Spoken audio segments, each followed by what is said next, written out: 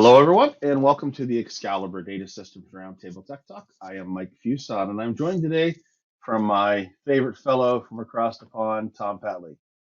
Tom, Hi, how are you Mike. doing? Yeah, really good, thank you. Yeah, thanks for having me Now, back as on. all of our viewers know, the famous Tom Petley is from the UK. You might be able to tell by the accent, and is from HaloITSM, one of our favorite ITSM platforms out on the market.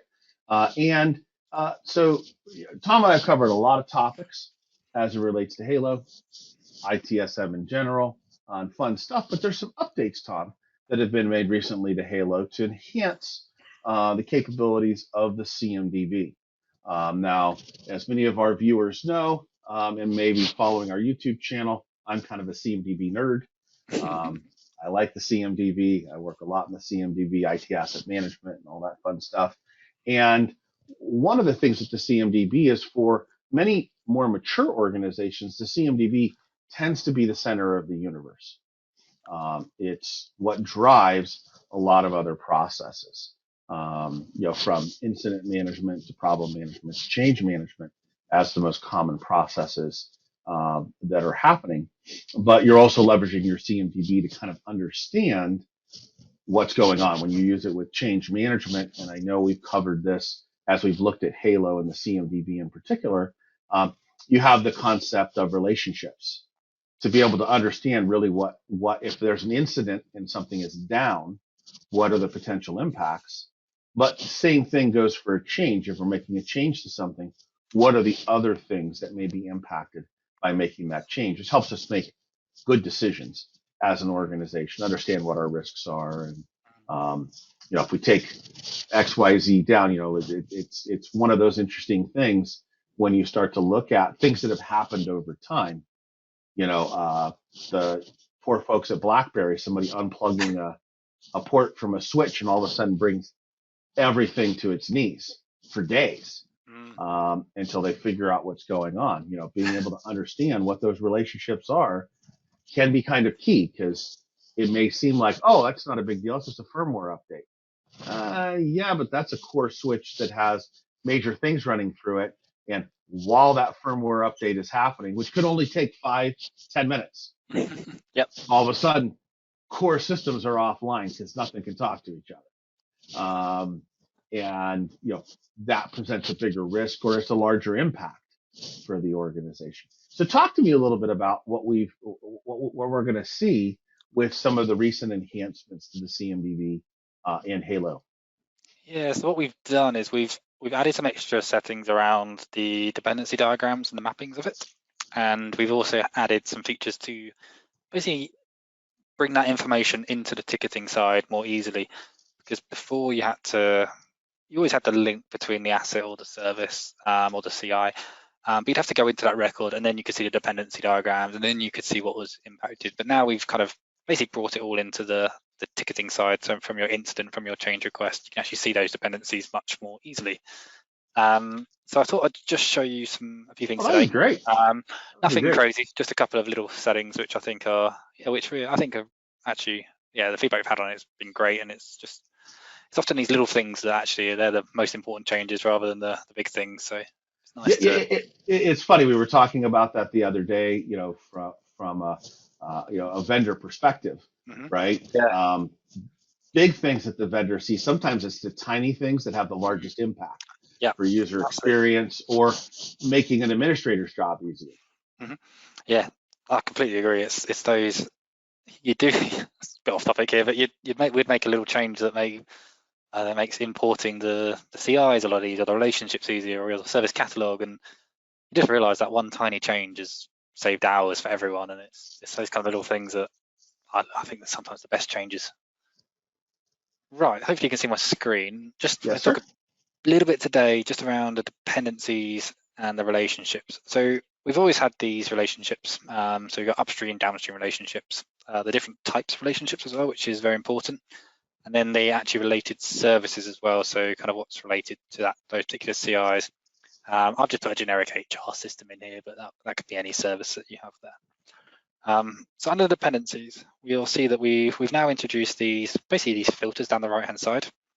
there's a few things we can do. We can show those related services, so we actually know if we were to make a change to this service here or this server, when it's going to impact that service, and subsequently all the users that use that service.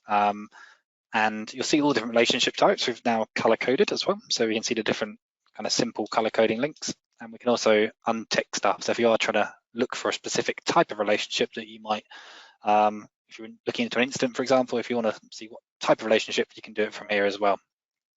So all these kind of filters you've got here.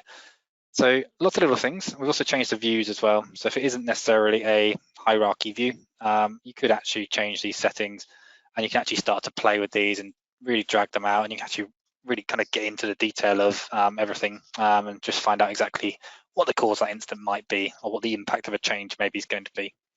So that's the first one. What do you reckon is that, Mike? That's pretty cool. These are all drilled down as well, so I can actually click into these and go into, I think it's a double click, and I can actually go into them as well, so I can see them in more detail. That's the one I'm on at the moment. So if I went to this one, yeah, just click into that. Ooh. And then I can see the dependencies from here, relationships, information about that as well. So it's all very dynamic. So that's just one little thing. The other little thing I want to show you is against the actual change itself. What we've done, this can be on incidents as well, is we've actually brought this dependency tab and the related assets into one place here.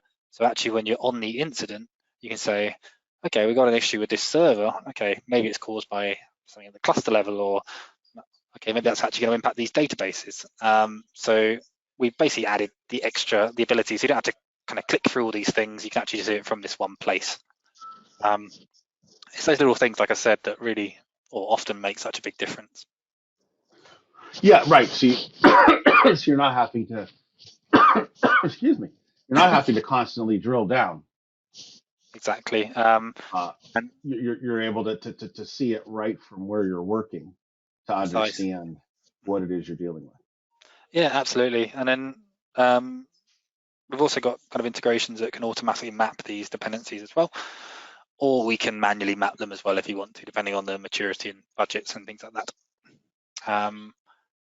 So yeah, really cool. And it's something that, yeah, like you say before, CMDB is one of those things. If you have a great CMDB, it forms the center of your universe really, and it makes everything so much easier when troubleshooting and all those things. Well, it starts to drive, your decision-making processes when you understand what is the true impact, what is the true impact of a change, what is the true impact of an incident, right? Because it may not be as readily apparent, right? All of a sudden, the service desk is lighting up with calls, and we've got a lot of incidents, and so what's down? And once it's determined what's down, you can see how far-reaching that impact may be. And really, in many cases, it's being able to provide effective communications to the impacted users, where they may not have been fully aware of, okay, what's happening. Okay, this is a bigger deal than it might be. I mean, when you look back on things that have happened over time, where there's a layer 3 switch on the internet that has some sort of problem, and all of a sudden the east coast of the U.S. it has internet communication problems, or one of the major providers is having some sort of outage or issue, and all of a sudden you can't route to certain certain websites, and having a clear view of, okay, this is out. This is a major impact. Now it's a major incident, or we understand how we need to react and what we need to do. Gives us that ability to effectively use that word communication as well. That's so important, that it gives you that quick communication, the ability to see everything, know the impact, know which users are going to be affected, put announcements on the portal if you want to, send emails, send SMS as if it's that urgent. You got lots of options there. Right, and with integrations to different alerting platforms and whatnot, you can have those communications happen. I know we're working with you guys on an integration to a platform like AlertOps, as an example, which has those capabilities where you can very quickly trigger alerts and updates that are coming from an alerting system. And while Halo can send the emails, it's not sometimes as effective as alerting systems that are designed for mass communication Yeah. and broad communication and broad updates. It's one of those topics that always comes up. Can you buy a system to do everything? And the answer is, well, the point solutions exist because there are needs that organizations have that one solution can't do everything. And when you start thinking about the number of emails, for example, that might get sent out of Halo, with so many of us using now Microsoft 365, I got to call it the right thing because it's now changed. Microsoft 365 as an email service provider, we're limited on the number of outbound mails that can be sent from a certain email address in a day. There's a cap, and we've seen customers run into that cap, and so sometimes other communication methods that are tied into SMS and other things are very effective. I look at some of the clients that we partner with, where we're in part of their communication structure, and sometimes we get messages that aren't even an IT issue, right? Okay. It's a facilities issue. Hey, Yep. there's I just remember one the other day. There's a police incident near one of the Okay. facilities. Don't just stay away from that facility now till you get the all clear. Right? It's those kind of things that that point systems are designed to help them do on a broader basis. And that's why Halo has integrations to so many platforms. I think about, Tom, when you and I first started talking about Halo, and the integrations list, you didn't have to scroll very far, and now you could break your finger trying to scroll through the number of very simple, pre-built, already set up for you integrations that are available with so many systems, and it seems like month in, month out, there's more and more that are being added. Yeah. It was one of our big objectives, actually, integrations. We wanted to be a system that could join all your systems together. You could centralize everything in one place. We weren't going to force you onto using everything Halo if you didn't want to. If you have other systems that do certain things, we always wanted to be that platform that was very open to those kind of integrations. So we just built as many as we could, really, and we're still going. To be honest, there's still absolutely systems out there. I see it all. We have conversations about it all the time, right? Hey, this is a pretty cool system people are using, and it really comes down to, hey, does that integration make sense? Is this something that a lot of customers may leverage? And even we've worked with your team to do custom integrations. You don't mind for customers. I'm just going to share my screen again and just show you them. So you go. It's not a hard thing to do.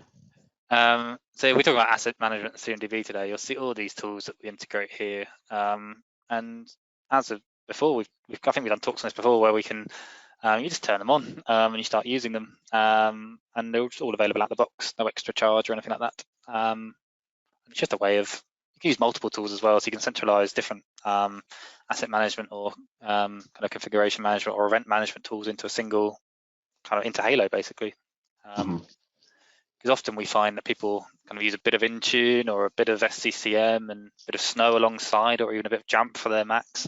And there's kind of lots of different places you have to look if you do that. The way Halo works is you just centralize them all into one place. Use a key identifier, maybe a serial number or something like that to avoid any duplication, and then you just choose which systems kind of have the master for each field, and it just works very, very easily. Yeah, and some of the more advanced systems that that have the ability to do dependency mapping as part of their integration structure, like Device 42 is an example. Absolutely. So Device 42 is one, and then LandSuper as well does some dependency mapping as well. So they're the kind of two tools we use for that. Right, and the two tools as of our conversation today, November 1st, 2022. Right, we have the same conversation a month from now. That list could have 5 more integrations in it.